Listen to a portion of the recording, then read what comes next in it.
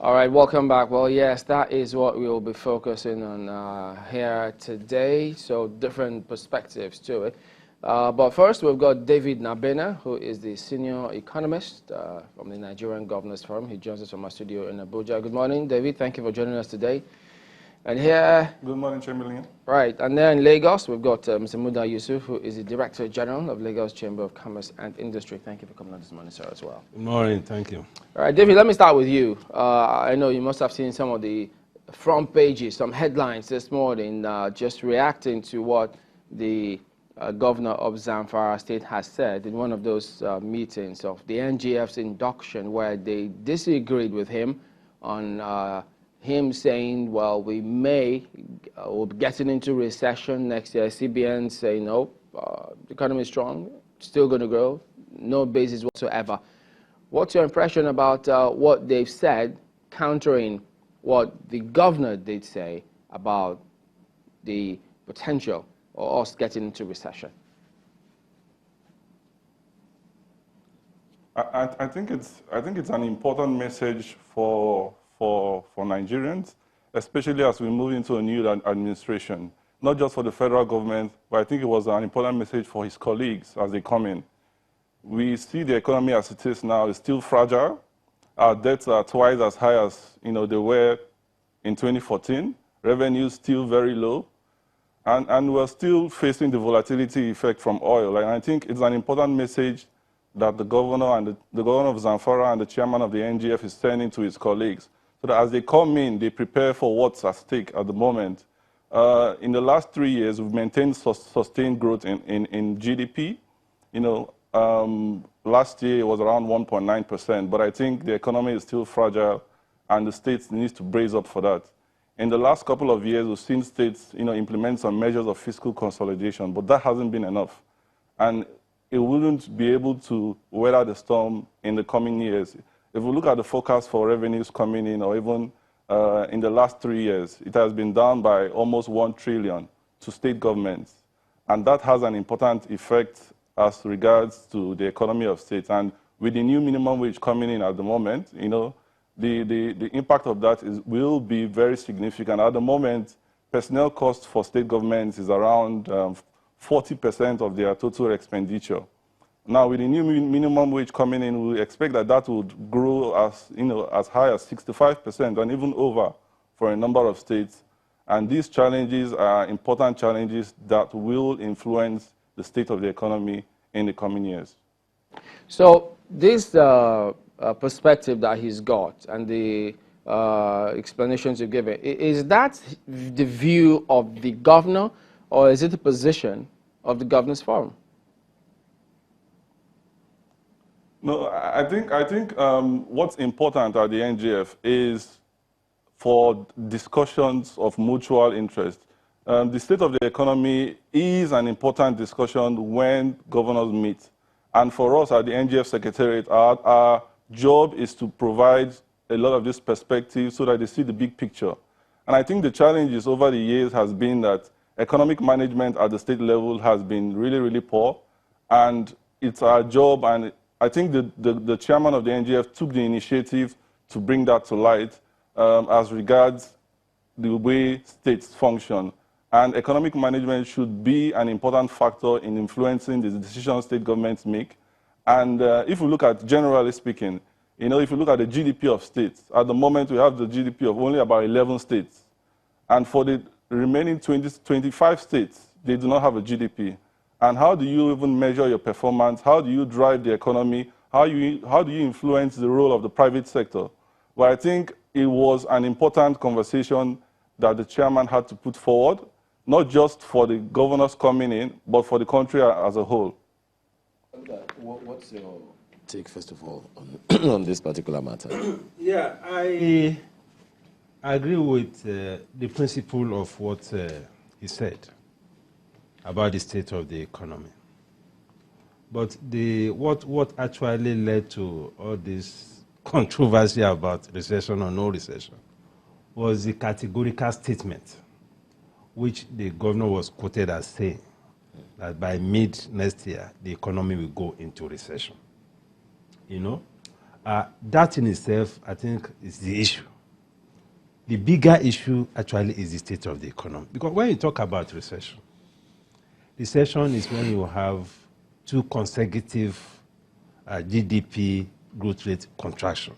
That's negative growth rate, 2 consecutive quarters. Now, we have a growth rate, Q4 2018 was slightly over 2%, about 2.4%. You know, and there are projections that the growth rate for 2019, even from IMF, from World Bank, they are talking about between 2%, 2.5%. The CBN is even talking about 3%. The federal government budget is saying 3%. So the point here is that before we make any such pronouncements that are so specific to say that there will be a recession by so period, there must be parameters to support it. You know, what he has said are general statements of the situation with the economy, which nobody is going to dispute. Certainly, we have a major problem with fiscal viability. But at the level of the federal government, at the level of the states, there's a major issue of fiscal viability. Okay. Looking at the revenue capacity, looking at the cost of governance, looking at the debt service burden, looking at the issues of productivity in the economy, looking at the state of infrastructure, all these things affect productivity. One of the angles to that conversation, which Governor Yari, initiated, was along the line of the management of the economy of the states. How well do you think they are doing in that regard now? They are not doing well. Generally, the challenges we have at the state level, there are 2 key dimensions to it. There is a management dimension, which is the quality of the management. For most of them, the allocation they get from FAC, by the time they pay salaries and pay some emoluments, the whole money is exhausted. As we speak, even at the 18,000 naira minimum wage, there are still some of them that are still owing backlog of salaries. Some 4 months, some 6 months, and like that. There are backlog of pension arrears that have not been paid. So if you have a situation where almost 90% of your resources is committed to payment of salaries and emoluments, how will you develop the state? How will the other citizens in the state even feel the impact of governance? It's a major problem. The second dimension is the constitutional dimension. The way things are structured now, first, we don't have what you can call a true federal state or true federation. That is also contributing to this heavy dependence on the center. Because most of the economic activity that takes place within the jurisdiction of the states, most of the revenue that accrues from those activities go to the federation account. That is a big issue. But the only thing they get by way of revenue is essentially the payee. And for those of them that are some affluent people who build the property tax. That's all. Some have also argued that the state governments or state governors have enough powers already that they haven't even been able to fully justify the quantum of power that they have to better the lot of their people. What power do they have? Now you talk about IGR. IGR is about generating revenue from within your state. Many of the states are predominantly the main industry or the main economic activities are agriculture. And most of the people in agriculture in those states are peasant farmers, or those who are doing fishing, or those who are traders. How much can you get from those people? Okay, in terms of revenue? David's also alluded to he referred to it as the economic management at the state level. David, you said it was poor. Could you let us understand what exactly did you mean? How did you come to that conclusion that it was poor? I think usually when we have conversations about the Nigerian economy, it's usually centered at the federal level. And if we look at the discussions we're having at the moment, when the chairman talked about recession, we still concentrate our discussions on the federal level. but we need to have some of these conversations at the state level. We need to know the structure of the state economies. We need to know what states are doing to influence activities in the agricultural sector, in industry, in services. And it's important to note that even during the period of recession, there were a number of states that did not go into recession. And there were a number of states that had gone into recession even before Nigeria went into recession. So as we have this conversation and as we discuss with state governments, it's important that we distill these conversations as regards the economy at the state level. I think over the years we've had those distractions. When we talk about states, the discussions usually center around federation account allocation. It usually centers around financial management. But there's little or no discussion around economic management and what states do to influence their economies. And I think that conversation is very important for us to have. And I think that was one of the reasons why the chairman put forward those comments that he made on the state of the economy. And especially as we're expecting at least 11 new governors with the elections that took place in 29 states. States need to have this impression, the governors need to have this impression in their minds as they come in, that they are coming in as chief executives of states, and those states that they are managing are economies essentially. Some of those economies are even larger than some economies in Africa. But when we have these conversations, we should go beyond financial management to what states do to influence business participation, households, income, unemployment, and some of those key indicators.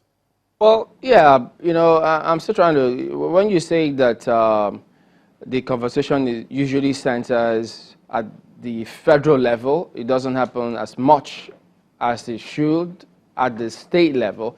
But Mr. Yusuf did highlight why he thinks that some of those things are poor. So let's know if you agree or disagree with those views. First, he talked about the management level and the constitutional perspective to it, two dimensions to why they are poor.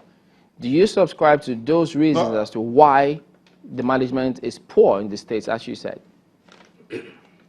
I agree with him on the issue of fiscal federalism. I think that has been one of the challenges that we've had over the years. And with regards to the roles and responsibilities of the state government and the roles and responsibilities of the federal government and the allocation of income, the allocation of resources, and the responsibilities of the governors and the state governors to influence. So I give you an example. In the health sector and the education sector, most of those activities are carried out at the state level. But you will see allocation of funding that are still, done at the federal level. What conversations do governors have? How much influence do they have? And even in terms of the allocation of financial resources for those areas, how well and even how much are they able to mobilize financial resources and policies that influence them at the subnational level? So I agree with him on the point of fiscal federalism. I think that has been a major issue over the years. I think those discussions are some of the discussions that the state governors need to have with the federal government to understand, okay, what are our roles and responsibilities and how do we better allocate resources to ensure that we meet the challenges we face today. Okay, before I bring it back here to also look at the policy perspective in terms of what kind of policies do they need to do, how do they work with the center. Concerning the constitutional perspective or dimension to what they can do, because I mean every state wants more revenue so that they can have funds to implement whatever project they have. What is it thinking concerning whether or not they need to do something about accessing or states having the power to utilize the mineral resources in their states? What do they think about that in the states? So in terms of resource control, I think that has been a challenge. It has been an ongoing challenge. When we talk about mining, we'll talk about oil-producing states and the influence they have in the activities. But I think when we look at the Constitution and we look at the exclusive list and the concurrent list, the roles and responsibilities of the states, in terms of mining, for example, states really have no control as to the rights of the companies that come in. I think where they have the major influence in terms of land allocation and taxing those companies that come into mine, and even the oil-producing states, those conversations are usually held at the federal level, and states do not have a lot of role in influencing the activities in those areas. All right, let me bring it back here. We've since been joined by Dr. Victor Adoji. Thank you for coming on this morning. Thank you, Chamberlain. Well, taking a look at what the governors, the issue that's been raised about recession, the state performance of the economy, what we need to do to get more jobs to the people in the state. We're just looking at this component where the management of the states, what they do in the states, and then the point he raised, Dr. Muda did talk about two perspectives to what state governors need to do. The constitutional dimension, this topic about whether or not states should have more control in terms of resources in the states so that they can get more revenue. How do you think we should approach it? First and foremost, the problem of the outcome of governors' control over their resources is actually not economic. It's in most part a sociological problem. It's a problem of mindset.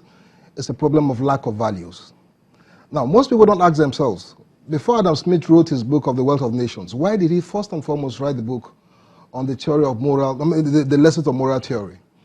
We have to get our moralities and values correct before talk about management of resources. Yes, I subscribe to the sub-nations having more control, but first and foremost, who are those who are put in charge of controlling those resources?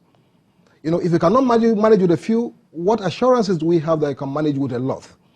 I think the problem we have is most of our chief executives at the sub-national level are just lazy. They need to find a way of generating resources from within. You know, we keep talking about, petrol, mineral resources. There are states, countries that are today in the top 10 countries around the world that don't have any resources at all. So success of sub-nations or the nation will not emanate from the resources you have on the ground. Doesn't that also largely speak to us as a people? Because that, to some extent, questions the leadership recruitment process, the system that produces these people. Because if you say they're lazy, we elected them. Well, when you talk about the leadership recruitment process, I beg to ask, do you have one? If you can educate me of the extant leadership recruitment process, then we'll begin to question the process itself. I don't even want to exist. So, who comes up with this? You see, again, as a followership, the followership of the people are equally lazy. Now, I ask a simple question. Nobody questions the source of individual wealth these days. Nobody. The moment you are rich from any source, you begin to have all chiefly titles, you sit in the front pew in churches, you are given this, so nobody questions that. So it's actually a complete breakdown of our value system as a nation and as a people. And until we get that straight, you can't put something on nothing and expect it to stand. It's more, like I said, a sociological problem, and it's a problem of our value system and a problem of our mindset. Back to what you said earlier. Are you saying then that the states have sufficient power to do well economically now? You call someone the chief executive. That is more than enough power to do what you can do, what you should do. Yes, they have sufficient power to do what they can do at the moment. Now, giving them access to more resources is actually giving them access to more power to do what they are doing currently. The question is, what are they currently doing? Mismanagement. Yeah, but Muda, let me just say this, because just to talk about specifics on how to get more resources to the states. Yeah. Because this is about engagement between the subnationals and the national government. First, we have a revenue allocation. Currently, the revenue allocation formula gives 53% to the federal government, 27% to the states, 20.6% also to the local government. If you look at the weight and the distribution of responsibilities, in terms of those things that actually impact on the lives of the people, I think it calls for a rebalancing of the revenue allocation. These are fundamental issues anyway, but these are things that should be part of the kind of conversation that they're having. Secondly, we have a situation where we are spending almost ₦1 trillion on subsidy. Now, part of the revenue that is supposed to go into the federation account, some of these funds have been used by those who are supposed to remit it to deal with issue of subsidy. that is affecting what should come into the federation account. Thirdly, we have some federal institutions that are revenue generating, that can bring a lot more into the common pool. The political will to compel them to remit what they should remit into the federation account is still not there. You mind giving us an example of one of these agencies? NNPC is one, CBN, NIMASA, NPA, Nigeria Customs Service. We have quite a number of these agencies. NIMASA, that are making real money. So if we have the political will, because some of those sitting on these processors are also politically very influential. So we need a framework, like an audit or something, that will compare them, that will look into their books and ensure that they remit what they should remit. Doesn't it exist already? Because the essence of TSA is to ensure there's a central pool where some of these funds go. And in fact, some of them really and truly have been posting higher records than what they've been doing previously. No, that is not a framework to compel them to remit what they should remit. I mean, as a private sector institution, FIRS comes to your office, they check your books. How much did you make? How much is your profit? How much tax are you supposed to remit? Is that happening with some of these parastatals? No. Only recently, even the Auditor General was complaining that a lot of his reports are not being implemented. So are you saying that will weigh a lot on our ability to look inwards, whether with or without oil resources, to do much more than we're doing? Of course. Because we need to harness optimally what we have. Doesn't that also underscore what Dr. Adoji was saying about us generally being lazy? Well, it's not a question of being lazy. You see, I take his point about the quality of management. Quality of management is how well you deploy your resources and the integrity of the whole process. I mean, when you talk about leakages, corruption, and all of these things are very prevalent in states and the local governments. Dr. Adoji, I see you shaking your head. So Dr. Muda is actually looking at it from the downstream perspective. I'm not an advocate of how to manage how to share or manage resources. I'm more an advocate of how to generate these resources. We need to begin to look at the sub-nations and Nigeria from an enterprise perspective. Now, the oil wells are drying up. China is slowing down. Electric cars in the next 10 or 15 years will be everywhere. So the amount in terms of quantity of our oil that they buy, considering that 70 to 80 or more % of our revenue actually comes from oil. It means, therefore, that our revenue base will take a very, very serious hit. So until we have more creative ways and innovative ways of engendering revenue.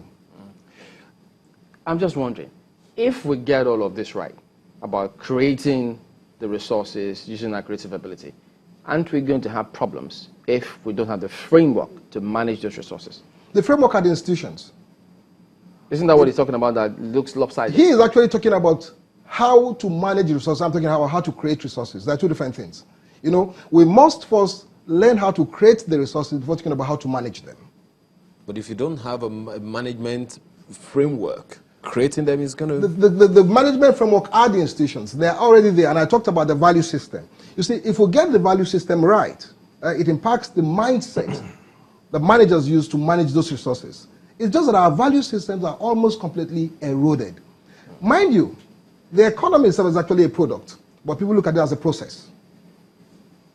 Okay. All right. We'll come back to this and then David's perspective as well in a moment. Don't go away.